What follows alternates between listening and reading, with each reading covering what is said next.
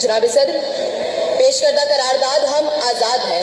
हमसे मुराद पाकिस्तान में जीता जागता सांस लेता एक एक इंसान, और आज़ाद से मुराद बेखौफ, लेकिन हमारे सरों पर तो हर वक्त खौफ की तलवारें मंडराती हैं। आज़ाद से मुराद खुद मुख्तार, लेकिन हमारे सियासतदान तो कचकोल थामे अमेरिका के सामने अपनी कौम की हमियत का सौदा करते हैं।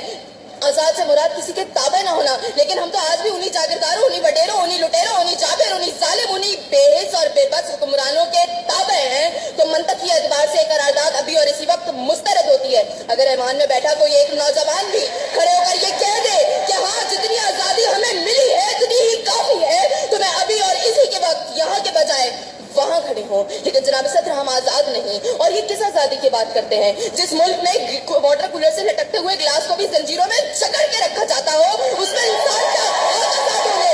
जनाब सदर, हम आजाद नहीं है। जनाब सदर, असल में मवाफकत में आने वाली मुकर्ररा खुद को डिज्नीलैंड की प्रिंसेस समझती है, क्योंकि ये जो कहानी हमें सुनाती रही वो पाकिस्तान को हमने कभी देखा ही नहीं।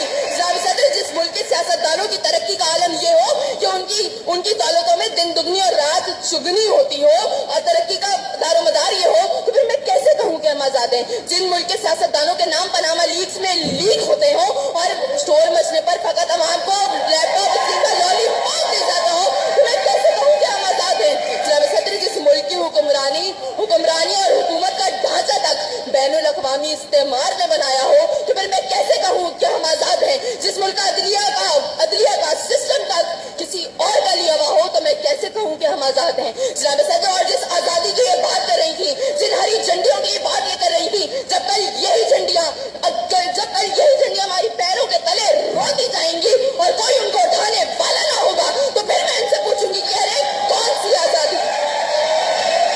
जनाब सदर, हम आजाद नहीं कि जब कश्मीर में हमारे भाइयों को मार मार के उनका भुकस निकाला जा रहा था, तो हम भारतीय मूवी सुल्तान को पाकिस्तान में सबसे मकबूल तरीन फिल्म बनाने में मसरूफ थे। मैं कैसे कहूँ कि हम आजाद हैं? जब बॉर्डर के पार हमारे मुसलमान भाइयों को मारा जा रहा था, तो मेरे मुल्क के सियासतदान आम की पेटियां और साड़ियां तोहफे में उनको भेज रहे थे, तो मैं कैसे कहूँ कि हम आजाद हैं? जनाब सदर, और हमारे नौजवानों के लिए अभी रोड पर मैं देखती भी आई, हमारे नौजवानों के लिए आजादी का मकसद फकत बाइकों के साइलेंसर फाड़ के निकालने तक महदूद है, तो मैं कैसे कहूँ कि हम आजाद हैं?